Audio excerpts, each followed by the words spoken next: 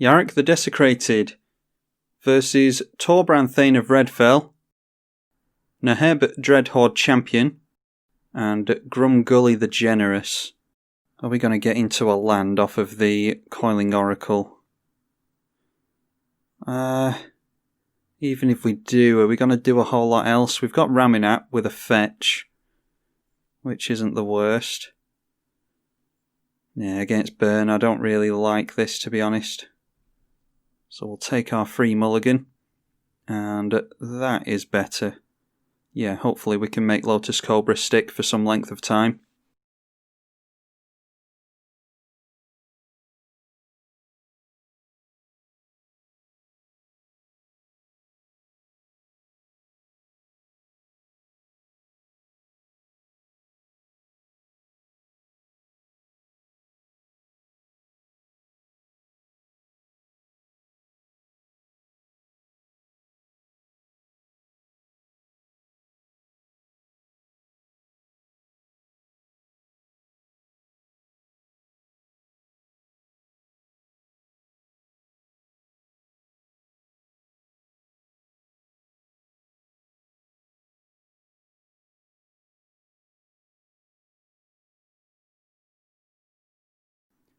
We are second in the turn order, and there is no turn 1 play from Torbran. We'll just drop a plains. Oh, that's a good start, isn't it? We'll drop a forest and pass the turn. Not going to see many plains in a Sultai deck. Oh, and it looks like Grumgully just passed through the turn there. I don't know if they F6 by accident or if they kept a... Surely they didn't keep a 0 lander. And the first spell of the game is a Tectonic Reformation. Your lands have red cycling. We've got acidic slime. Let's just drop the snow-covered swamp and go for Lotus Cobra. Probably going for Farhaven Elf next turn. We can grab any basic with that, I think. Yeah, so we'll grab an island with that. Then Grumgully dropping a land. A lot of mountains coming into play. So maybe Grumgully just skip their turn by accident there. And I think Torbran just cycled a land. Yep, cycling a desert. They did that for a single red thanks to the Reformation. Then going in for Molten Vortex, which is... Okay, this might be a land-based Torbran deck. That should be interesting. 2 damage to any target. We get into yet another land. How much mana can we generate this turn? We can go 1, 2... and then a third one by tapping it. Yeah, so we could actually go in for our commander here, couldn't we? Let's try and stick our commander. So we get 1 on landfall from the fetch. And we will add blue. Then let's crack that and bring in an untapped land. Oh, and the Torbran player deciding to go after the Lotus Cobra, so we're not going to go in for our commander here. That's not the end of the world. But we would really like to have kept Lotus Cobra in play. So let's get down a blue source. Actually could have gone for a shock there. Oh well, we're going to go for another black source here as well. Actually, I think the non-basic is more likely to get blown up, so we'll grab an island. I had to go for the Farhaven Elf there because Lotus Cobra wouldn't have seen the tropical island enter and therefore wouldn't have given us the mana that we would have needed to put into getting our commander into play. 4 cards left in Torbran's hand at this point, and Grumgully dropping another land, so I think they definitely did just skip their turn by accident. Don't think they would have ripped 2 lands straight off the top like that. A perpetual timepiece for the Neheb player. And they tap that, put the top 2 cards of your library into your graveyard. And they've got a Stuffy Doll and a mountain in the bin. And there is the first commander of the game, Torbran. Now, do we want to go for Acidic Slime, or do we want to do that after our commanders come down? Has 5, 5 toughness. Is Torbran going to burn us for 5 toughness? Yeah, they would actually need to discard 3 lands in order to do that. And do they have 3 lands in hand? I don't think so.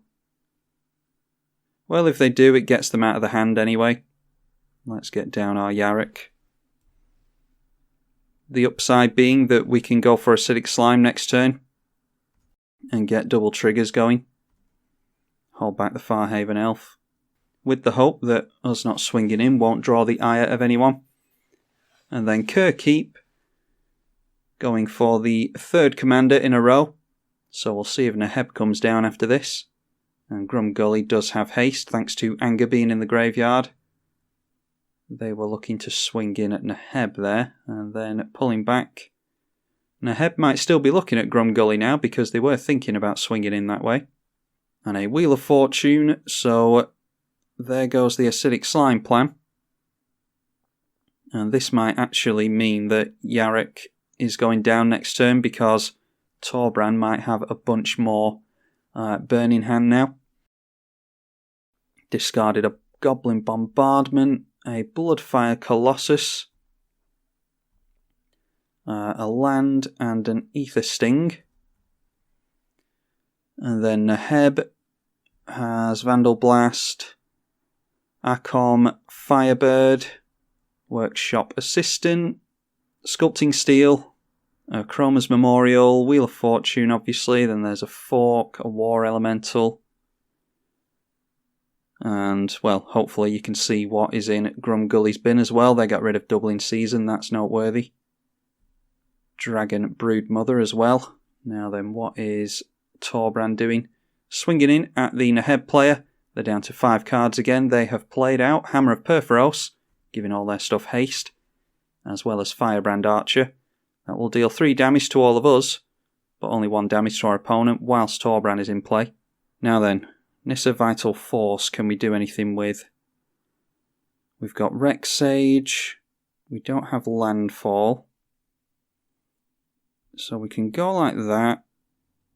And then it's 1, 2, 3, 4, 5. Untap with Nissa and we'd only have 2 mana. Yeah, I think we just have to ramp more here. So let's go in for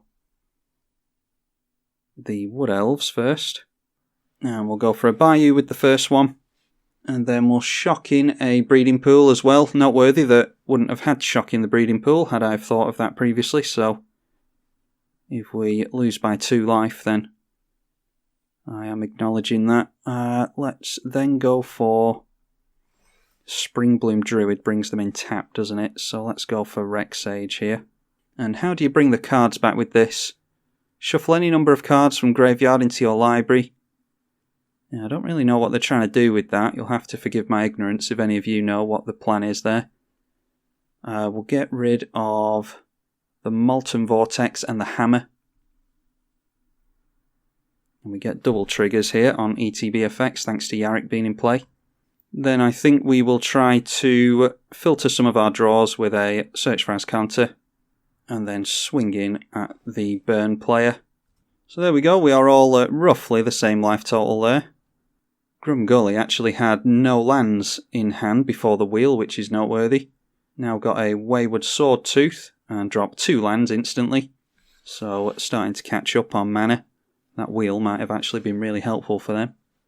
Akom Firebird triggering for the Neheb player. Whenever a land enters under your control, you can pay 6 and return it from graveyard to battlefield. That will be a flyer of some kind. I don't know what the power and toughness is. 4 mana, a 3/3 flyer with haste, and it attacks each combat if able. Have to pay 6 into it on landfall to get it to come back out. Then going for the exile on the Perpetual Timepiece, followed by a Pyrostatic Pillar. Whenever a player casts a spell with CMC 3 or less, deals 2 damage to that player. I would think this would be exactly the type of card that Torbran would want. Now, what did they shuffle back in? Perpetual Timepiece targeting War Elemental, Fork, Wheel, Workshop Assistant, Akom, Vandal Blast, Mountain, Stuffy Doll, Sculpting Steel, and a Chroma's Memorial. That's probably pretty much everything. Yeah, could have just looked at the graveyard there. Graveyard is now empty for Neheb. They are casting Immolation Shaman. And the other Immolation Shaman, Harsh Mentor. So a lot of burn's going to be flying around here on activated abilities. Whenever you cast a non-creature spell, this deals 1 damage to each opponent. Actually 3 damage to each opponent. I thought that was the... I misspoke before. I thought that was tap, deal 1 damage to everyone. But that's not what I thought it was. I forgot about this being a non-creature trigger. So swinging that in at the Neheb. And that one is going in at the Grumgully. The dinosaur can't block, but Grumgully can. Won't be a profitable block for them though, so they just take a hit for 4. Now then, search for Azcanta. We're being left alone pretty much here. Let's see if we want to put something in the bin here.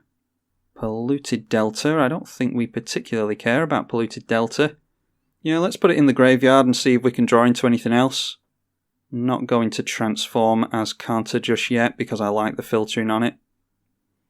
Okay, Royal Elemental. Once we get into lands, I actually like the sound of that. Let's try out Nissa. I don't think there's going to be a safe point for her to come out, so we'll just do it now. I highly doubt we're going to get round to our turn without Nissa being dealt any damage, but we'll try. Untap that land. And then why not ramp a little bit more with Springbloom Druid.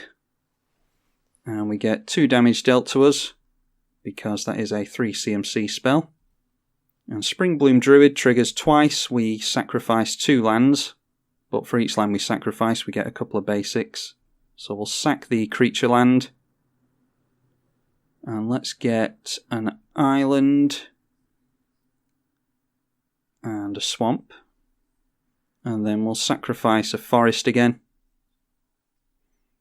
And we'll replace it with a forest and another basic island. Only 3 basics left in the deck after this.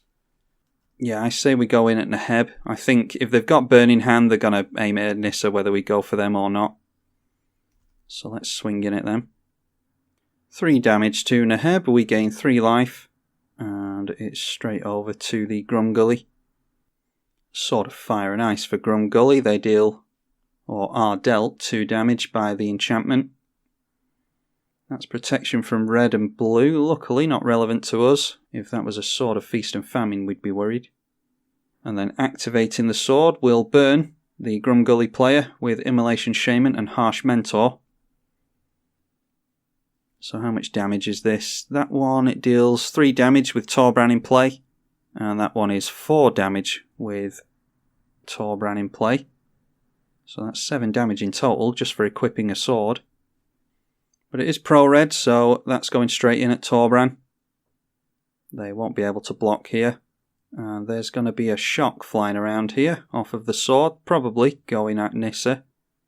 No, surprisingly, going at this, so maybe they've got a lot of activated abilities that they need to activate. But they might be reliant on the red players to throw some burn towards Nissa.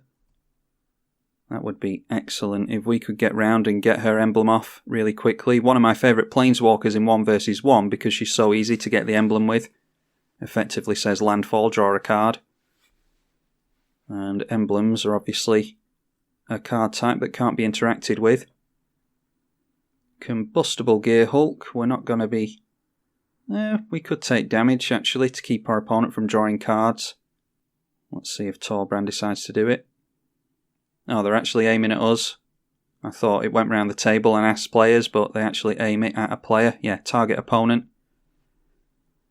Do we want to let them draw 3 cards? No, we do not. Let's see how much damage we are dealt. We are dealt 8 damage because they mill and get back into the Stuffy Doll. Cranial Archive. And please try to stay open, Graveyard. Vexing Devil is in there as well. Now it's the last chance to get some damage onto Nissa here. 3 cards in Torbran's hand. That is an Outpost Siege. I don't think that'll do it. whenever a creature you control leaves the battlefield, 1 damage to any target.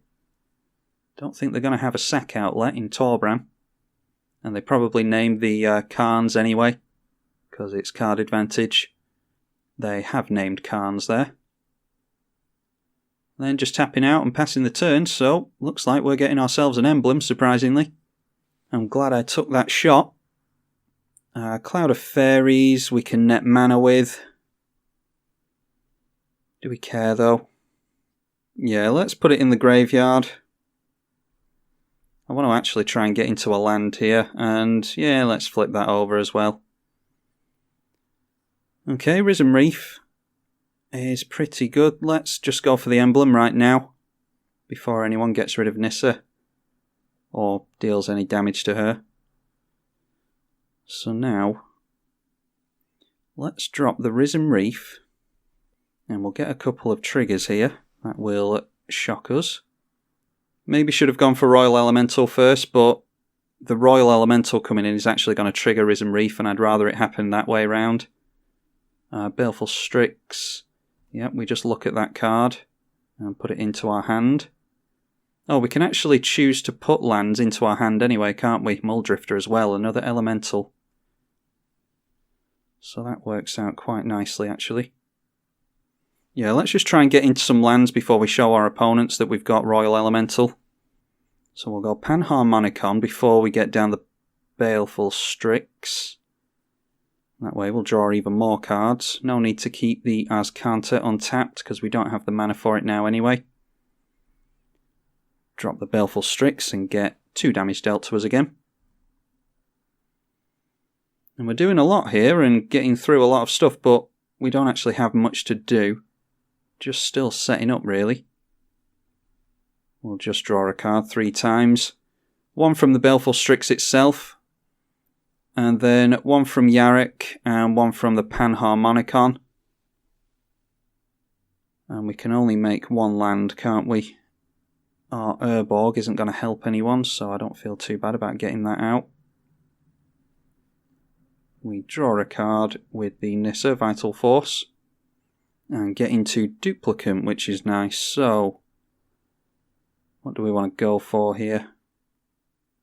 I think we're just holding back, to be honest, as much as I hate to do it. I'd like to swing in with Yarok, but yeah, I don't think it's a very intelligent play. Let's just hold everything back here. No more mana troubles for Grumgully by the looks of it. A Tendershoot Dryad, a pet card of mine. Haven't managed to find a spot for it yet, but I really like Tendershoot Dryad. Yeah, Grumgully's probably a perfect spot for it, actually. Throwing out a 2/2 token every turn. Now they've got 2 choices here. They can swing in at Neheb or Torbran. They are going in... coming in at us. Well, we can't block with our commander or with our Death Toucher. So we might as well just... Yeah, I'll just block with this Springbloom Druid. I don't care about getting rid of our opponent's commander. Although I imagine I will care about getting rid of it by the time their turn comes back around. Because this thing does every upkeep, I think. You get a 1/1 green Saproling token, and then this thing gives them a buff anyway, so they're actually going to be 4/4 Saprolings, aren't they? Luckily, our opponent has discarded their Doubling Season to the wheel. Price of Progress deals damage to each player equal to twice the number of non-basic lands they control. Luckily, for once, we don't control that many.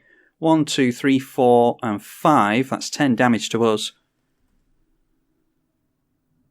The Torbran player doesn't control any non-basics, and Grumgully has a few as well. That is 1, 2, 3, 4 on their side. So 8 damage to them, and 10 damage to us. Yeah, I tend to run a lot of non-basic lands in my decks, so Price of Progress type effects tend to really, really hurt me. Then a Sun Droplet for some incremental life gain from Neheb. And we might actually be in range of being burned out by Torbran here. That was a big hit for only 2 mana from the Neheb player. They might be able to point some damage at us directly. Tendershoot Dryad triggering again. Throwing out 4/4 creatures for free. Outpost Siege exiles a Wojek Ember Mage.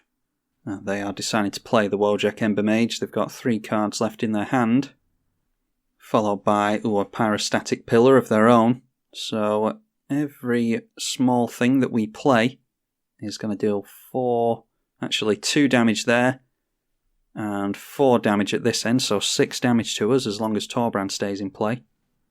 Sun Droplet getting some counters onto it as well. And again, Torbran deciding just to sit back. Now then, let's see if we can steal a bunch of stuff here.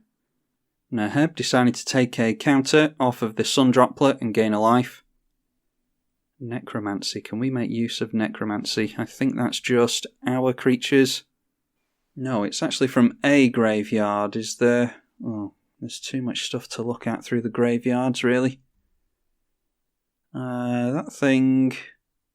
6 damage to each creature and each player, no. I don't think there's really anything that we want to reanimate from Neheb or Torbran. And then over here we've got Dragon Broodmother at the beginning of each upkeep. That could get us out some tokens for blocking. There's Inferno Titan as well. Never seen that promo art, actually. Alright, well let's play a land first. Stealing Torbran and then going for Inferno Titan with Necromancy would be a good idea. Oh, and actually, shouldn't have played a land before going for the Royal Elemental, should I? Didn't think that through enough clearly. Let's get down this Royal Elemental first. Then we can go for... yeah, luckily. That isn't going to hurt us too much. And that triggers the Risen Reef a bunch of times. Let's go for the Necromancy now. I think this cares about being played at flash speed, doesn't it? You may cast it as though it had flash. If you cast it any time a sorcery could have been cast, the controller of the permanent it becomes sacrifices it at the beginning of... yeah, so if we do it now, we won't have to sacrifice it, I think is how that works.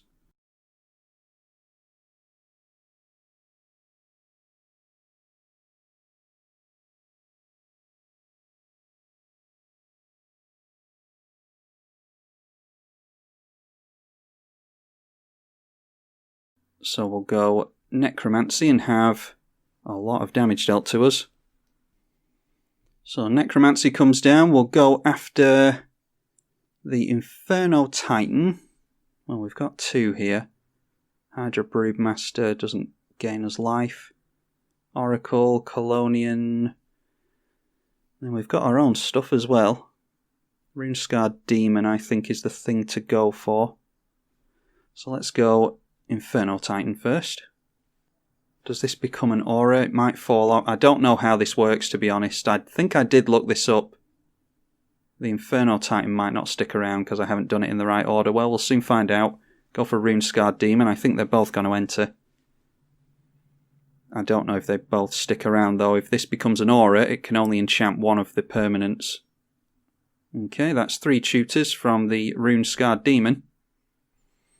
Now then, what life gain have we got? I know we've got Tatyova. That might be it for life gain, actually. Yeah, so if we go for Tatyova, and we'll try the Sol Ring as well. Oh, actually, the Sol Ring's going to deal damage to us, isn't it? Yeah, so scratch that idea. Yeah, don't really know what we can grab here, to be honest. Yeah, Exploration is too cheap as well. Lightning Greaves is a no. No, I don't think we're going to make it through to next turn, so let's just go for... Zendikar Resurgent as well. Now let's just see what happens with this Necromancy. We get Inferno Titan down, and that deals a whole bunch of Lightning Bolt triggers. So we'll go after that thing and that thing with the first one.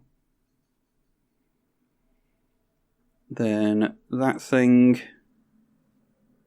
with the second one, and then the third one. We can go after Neheb. Might be able to burn out Neheb this turn.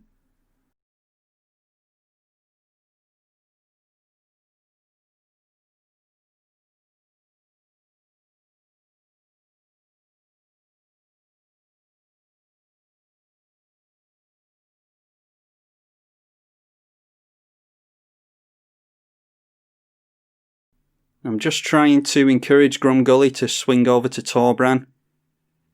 They seem to have been quite eager to do that anyway. Then Risen Reef, we get a land. Yes, does it come into play tapped? Yes, it does come into play tapped. Let's just throw it in anyway. That will trigger the Royal Elemental. So let's steal Torbran. And we will steal Combustible Gearhulk. And we'll draw a card from Nissa. Going for a Signet that we will not be playing.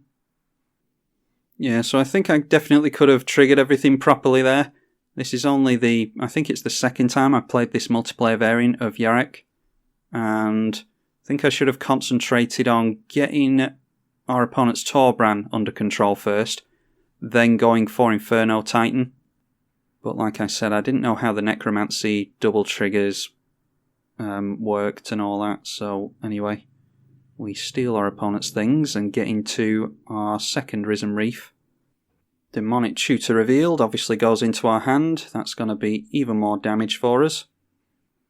Ozar also goes into our hand. That would be really good if we had Tatyova available to us, which we do not, and that again will deal damage to us anyway. So let's go for the Oracle here.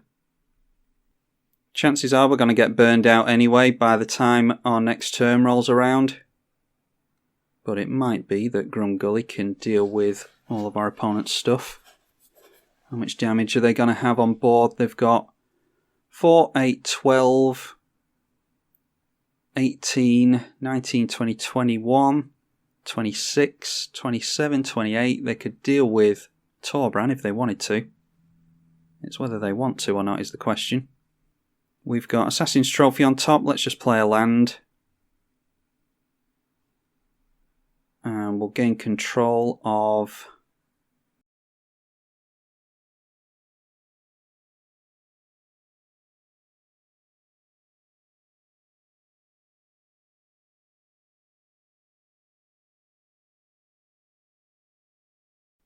Alright, I'm actually going to leave the Grumgully stuff alone. So let's just gain control of the stuff that we've already got control of. Combustible Gearhulk we will gain control of. A land comes in. So Nissa will draw us a card. And we reveal a Sire of Stagnation off the top. Then gain control of the creatures that we already have control of. And we will pass like that, I think. If by some miracle we actually make it through to next turn, we should be able to close it out, I think. Seeing as how we have protection from blue on the board in the sword, let's go 2, 3, 4. And we'll go with the Yarok as well to gain some life. Yeah, that should be fairly safe, I think. I don't want to overcommit in case something occurs here and they can get a load of stuff past our creatures. Okay, knocking the Neheb player down to 5. And hopefully the Grumgully player decides to finish them off. We go back up to 7, which is slightly better. Okay, so we do have to sacrifice something. With the Necromancy, let's discard first. We want rid of Sol Ring, the Signet, Ozar, and yeah, we can leave it at that. And apparently we do have to exile. I need to look up how Necromancy works. I thought because we cast it at instant speed, we wouldn't have to sacrifice stuff. I thought it said if you cast it at sorcery speed, you'd have to sack the stuff, but apparently not. Gaining a life from the Sun Droplet again. Is it 1 life? Yeah, it is just 1 life. I was very tempted to take the Tendershoot Dryad stuff away from him, but I'm trying to encourage him to take out these players, like I said. Then we can just turn it into a 1v1 situation.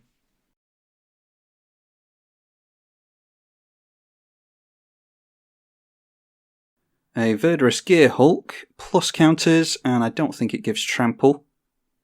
Distribute 4 plus counters. Luckily they don't have hardened scales or anything like that in play. But if they start getting into proliferate and the like, then that's going to be a real big problem for us. Oh, but this actually has trample, doesn't it? Okay, so that's a 9/9 with trample and haste. Yeah, how does that work? Oh, the haste is from the anger, of course. Okay, and they are deciding to swing everything in at us. Fair enough. I did not think that the Grumgully player would do that. So let's see if we can actually... Yeah, I'm not too sure about that, personally. We're at a very low life total. I think I would actually go in at Torbran. Maybe try and take out Neheb as well. Yeah, I really didn't think my opponent would do that. So let's go for blocks here. We'll have to block there. I think we're done for here. We can block 3 of that. Or all but 3 of that. Yeah, I don't think we have enough blockers here. So that's blocked, as is that. That is not. 3 of that is. That is, yeah, I think we are done. If we block there like that. So that's there. So everything but 3 is blocked here. That isn't. Yeah, we have to block that, don't we? Yeah, I think we're done for either way here. So we need to block the sword damage. Then we take 4, plus 3 trampling through here. Yeah, I think we're done. Shouldn't have swung in, apparently. But like I said, I really didn't think Grumgully was going to come in at us. So I'd be intrigued to see if that pays off for them.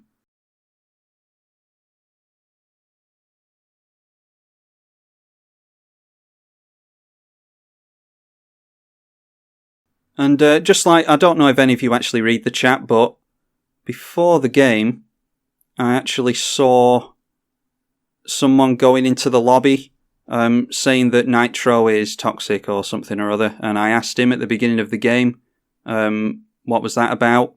And they just played the fool and acted as though they don't know. And then as soon as things stop going their way, they start bitching and crying about everything. One thing that I would like to point out, just for the sake of transparency as well, is that I am quite a ways behind on the clock. Mostly because I had a lot of stuff to do there. It's easy for my opponents to say, or one of my opponents to say, hurry up, when they just have to play a permanent and pass the turn. We had a lot of interactions going there and a lot of stuff to think about.